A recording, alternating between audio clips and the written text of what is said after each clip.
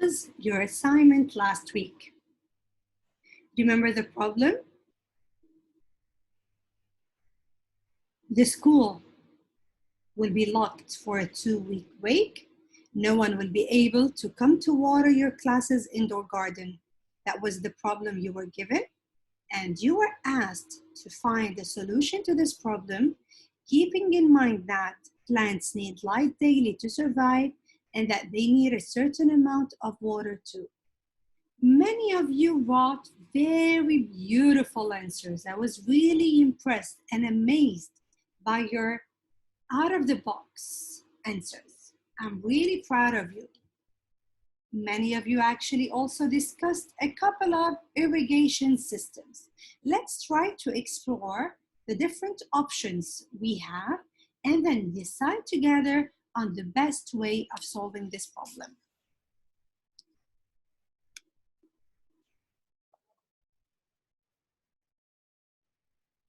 As we mentioned in the engineering design process, we said that engineers, you need to research a problem.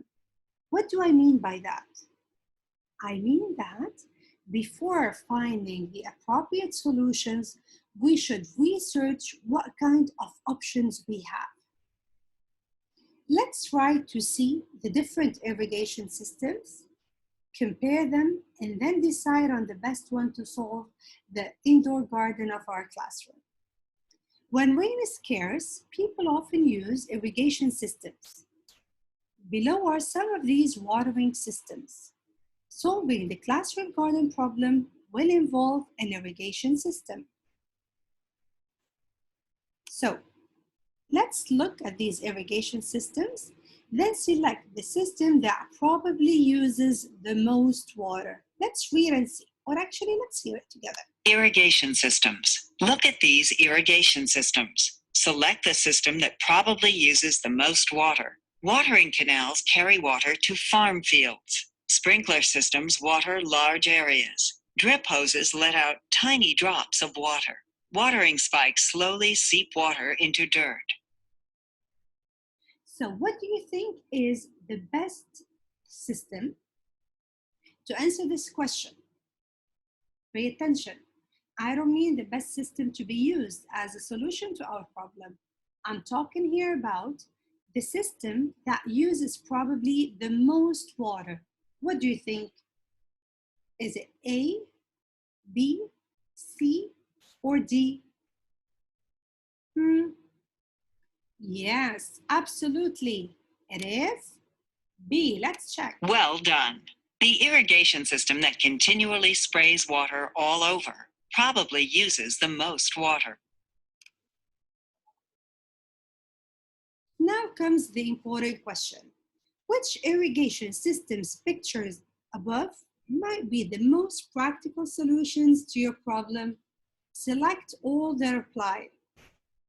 A watering canal where water is carried from the canal to the area it is needed. A sprinkle system that is above the ground and sprays water from a source to the needed area. A drip hose with tubing that has holes that trickle water directly to the roots of the plants, or a watering globe that releases water when the soil near the end of the globe stem gets dry and air gets in the globe. So which one of these, or which of these, it could be more than one system, or more than one irrigation system that might be used to solve our problem? Let's look again at the watering canal. This is a sprinkler. This is drip hose. Now, what about the watering globe? Let me show you what we mean by it. These are watering globe. As we can read in the specifications here, they automatically water your plants perfectly when you travel. Great self-watering spikes. Wow. They are easy to use and save time. Simply fill with water, insert aqua bulb, and adore your healthy plants. Can be used indoors or outdoors. Used with house plants, hanging plants, or patio plants. So let's get back to the solutions or to the options we have. Which one you think is the best? I believe that many of you are saying C, the drip hose, as you can see in the picture here, this one. And watering flow for sure. Let's check. Well done. Systems that control the amount of water to the plants probably are most practical in the classroom. Okay, these are the correct answers. But let me tell you something. We've missed out a very important point, which is comparing them. Okay, we saw the pictures here and we thought of them. Our answers were correct, yes.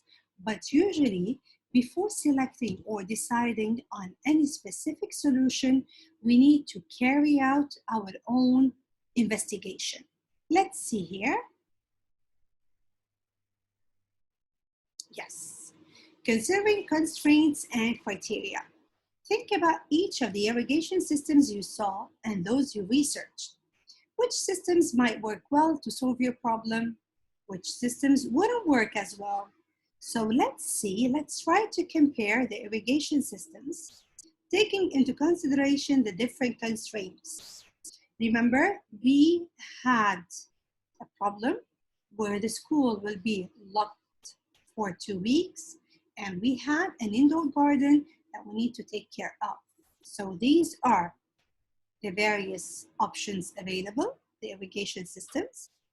Criteria is we need to provide water, and these should be easy to control flow, while the constraints or limitations are 1, it should work for 2 weeks, 2, it is safe for the classroom. So let's do it together. Watering canal, what do you think? Does it provide water?